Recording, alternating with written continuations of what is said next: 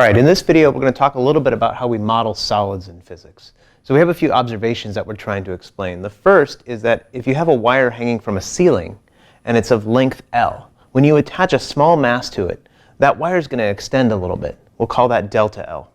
If we attach a larger mass to it, that wire is going to extend even more, delta L prime. So what we're seeing here is by adding more mass to this wire, we get a longer extension. So we're trying to understand that. The other thing that we're going to try to understand is what happens when we change the length of the wire. So if I attach a mass to a wire of length L, what I'll see is that it will extend a distance delta L. If I have a wire of length 2L, it will actually extend a distance 2 delta L if I attach the same mass to it. So these two observations are what we're trying to explain with our model of a solid. So I'm going to go ahead and get rid of this, and we're going to talk a little bit about models of solids. So when we're dealing with solid materials, you're going to have to deal with an atom. So let's remind you of what an atom looks like. So here's an atom. It has a dense nucleus with some positive charge, and it has this sort of electron cloud, which is negatively charged. Now, a couple of observations that we see when we have atoms that are bonded together.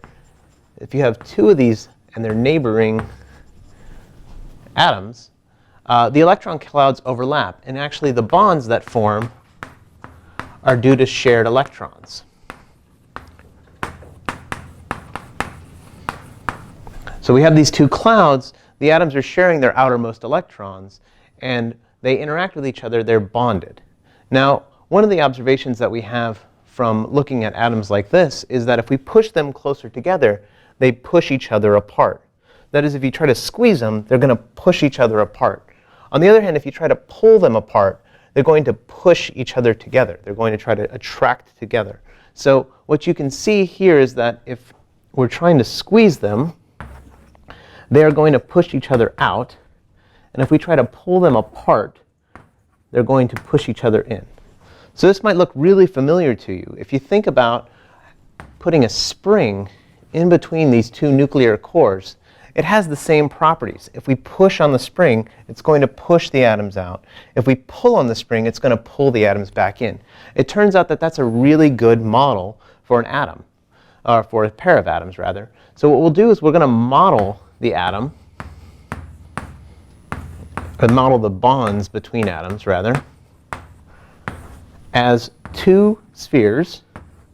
So these two spheres would be the nuclei plus the sort of innermost electrons, and a spring between them, which represents the outermost electrons, which are shared. This actually represents the bond, and these balls here represent the nucleus plus some electrons. And so this idea that we can model the atom as a spring is very powerful because it can help us to understand what happens when we observe the changes in solid materials. So what we're going to talk about now is, let's consider a single wire, a single atom wire. So I have a bunch of atoms bonded together in a single chain, like this. And so they're hanging here like this, right? And I attach to them a large, massive object. What's going to happen to those bonds is they're going to stretch. So in fact, what we're going to see is a shifting down of the whole system. Let's erase all that.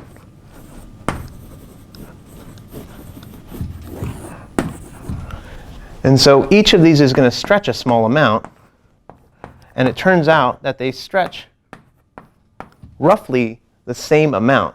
Now, this is an approximation that we're making because, in fact, each of these little atoms has mass. So the top atom is supporting not only the massive ball at the bottom, but all the atoms between it, whereas the one near the bottom is actually only supporting the mass. So this approximation that all of these stretches are the same is a really critical one, because what it gives us is the approximation of a massless wire or massless string. And it allows us to make very, very straightforward calculations as to how this wire is going to extend under the load of this mass.